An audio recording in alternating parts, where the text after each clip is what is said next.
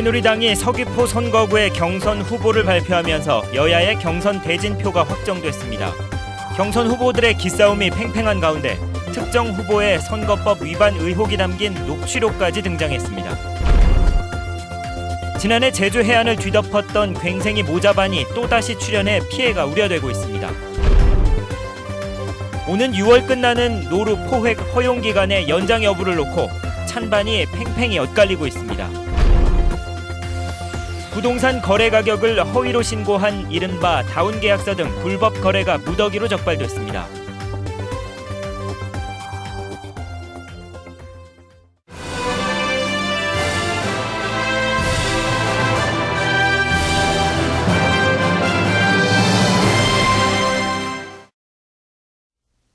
여러분 안녕하십니까? 뉴스데스크 제주입니다. 새누리당이 서귀포시 선거구의 경선 후보를 발표하면서 제주 지역 3개 선거구에서 여야가 모두 경선을 치르게 됐습니다. 컷오프 결과에 대한 탈락자들의 문제 제기가 잇따른 가운데 경선을 앞둔 후보들의 난타전도 이어지고 있습니다. 김현선 기자입니다. 새누리당이 도내 선거구 가운데 마지막으로 서귀포시 선거구를 경선 지역으로 확정지었습니다. 5명의 예비 후보 가운데 3명이 컷오프되면서 강경필, 강지용 두 후보가 맞대결을 펼치게 됩니다. 이로써 도내 3개 선거구는 여야 모두 경선 구도가 확정됐습니다. 일부 후보가 탈당을 선언한 가운데 컷오프에 승복한 후보도 강하게 불만을 제기했습니다. 그동안 당에서 천명해온 선정 기준이 실제로 적용되었는지 의문이며 어떤 과정을 거쳐 경선 후보자를 선정하게 되었는지 이에 대한 해답을 찾을 수 없어 그저 답답하기만 합니다. 경선 후보들의 기싸움도 이어졌습니다.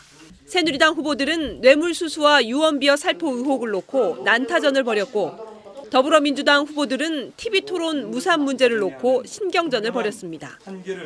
이런 가운데 특정 경선 후보의 비리 의혹을 담은 녹취록과 음성 파일까지 등장했습니다. 선거법 위반 행위를 숨겨주는 대가로 수행원에게 금품을 약속했다는 내용인데 해당 경선 후보는 마타도어라며 반발했습니다. 저한테 5천만 원 얘기한 거 저한테는 진짜 작은 거 아니었어요. 진짜 큰 돈입니다. 뭐 마지막까지 이런 말씀 드려갖고 죄송하지만은 그 약속은 지켜줄 수 있어. 딱 이 시점에.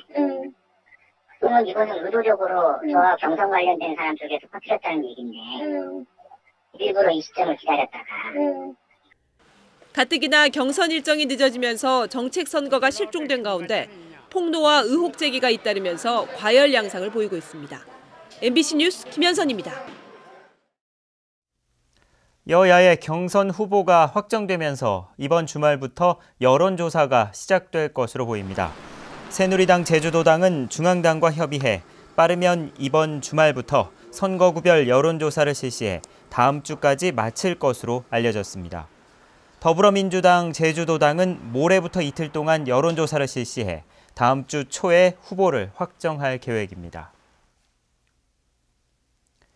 더불어민주당의 제주 출신 비례대표 장하나 의원이 서울 노원갑 지역 경선 후보로 결정됐습니다.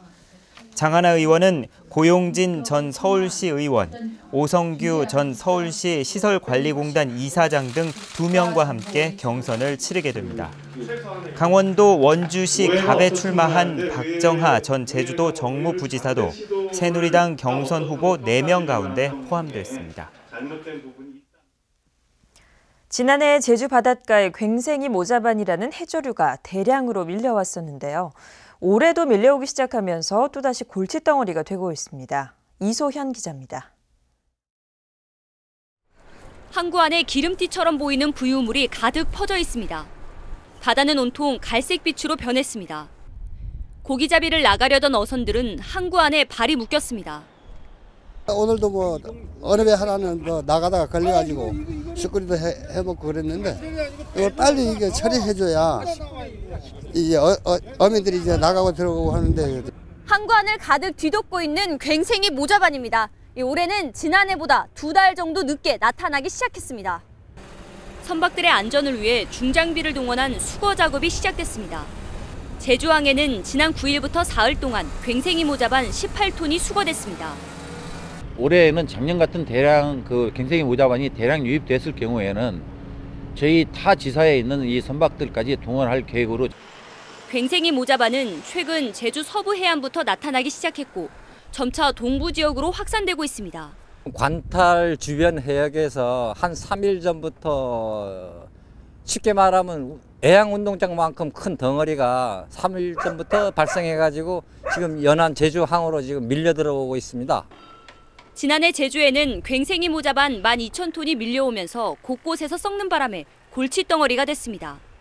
괭생이 모자반은 중국 남부 해역에서 해류에 따라 밀려오는 것으로 추정되지만 뾰족한 대책은 없는 실정입니다. MBC 뉴스 이소연입니다. 제주에서는 노루로 인한 농작물 피해를 줄이기 위해 3년 전부터 포획이 허용됐는데요. 오는 6월이면 포획 허용 기간이 끝나는데 연장 여부를 놓고 찬반이 엇갈리고 있습니다. 권혁태 기자가 보도합니다. 지난 2013년부터 허용된 노루 포획. 한때 한라산의 영물이라고 불렸지만 농작물 피해가 커지면서 유해 야생동물로 지정됐습니다. 그리고 3년, 포획 기간을 연장할지를 놓고 토론회가 열렸습니다. 제주도는 현재 제주에 서식하는 노루는 7,600여 마리로 적정 개체수보다 1,500마리나 많다며 관리가 필요하다고 밝혔습니다. 1,300~400마리가 증가하게 됩니다. 그러면 요거 어느 정도의 그 잉여분에 대해서는 이제 어떻게 포획을 하든지 아니면 다른 쪽으로 이동시키든지 관리하지 않으면 또 다른 이제 그런 생태계 위협을 줄 수 있는 요인이 남아있다는 것이죠.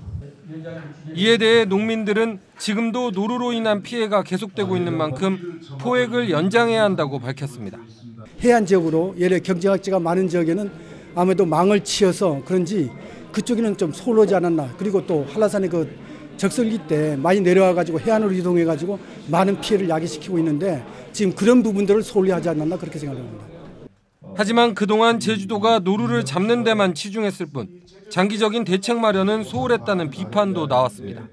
그 생태적인 그 관리 방안이라든지 농작물 피해 방지를 위한 연구 투자 부분을 전무했거든요. 그래서 이런 부분들이 지금 전혀 고려되지 않은 상황에서 또다시 연장하는 거는 좀 문제가 있지 않나 이렇게 좀 보고 있는 거죠. 죽은 개체지만 하나하나에 대해 정말로 소중한 그 생물적인 정보가 담겨 있습니다. 그 자료화를 하나를 분석해서 앞으로 관리 시스템을 만드는데 야생동물 관리가 1, 2년이 되지 않기 때문에 제주도는 다음 달까지 공청회를 거쳐 포획 연장 여부를 결정할 예정이어서 또 한 번 논란이 뜨거울 것으로 보입니다. MBC 뉴스 권혁태입니다.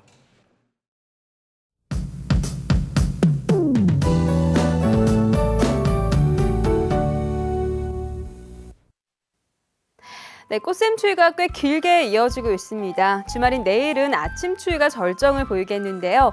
일부 지역에는 서리가 내릴 가능성이 있어 농작물 피해 없도록 유의하셔야겠고요. 다행히 낮부터 기온이 오르면서 추위가 점차 누그러지겠습니다. 휴일인 모레는 기온이 더 오르면서 바깥 활동하기 무난하겠는데요. 하지만 하늘은 차차 흐려져 오후 한때 비가 살짝 지나겠습니다. 다음은 자세한 지역별 날씨입니다.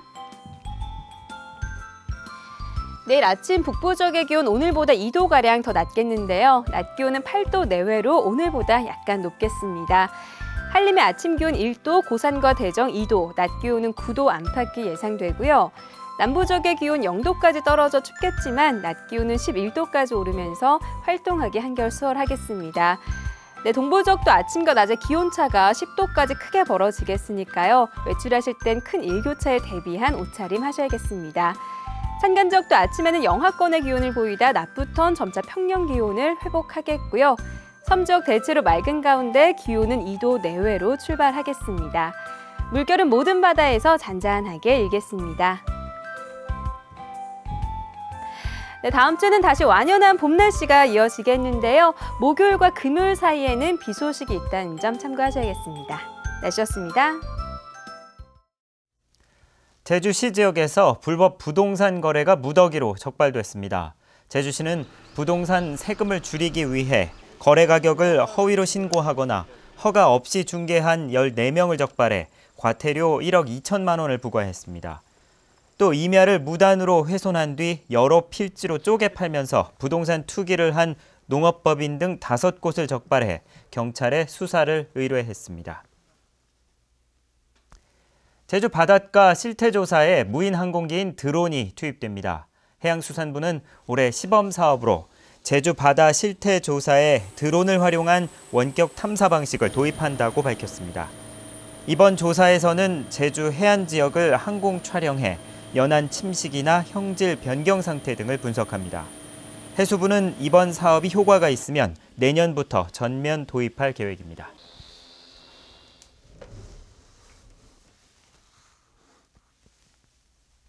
뉴스데스크 제주였습니다. 시청해주신 여러분 고맙습니다.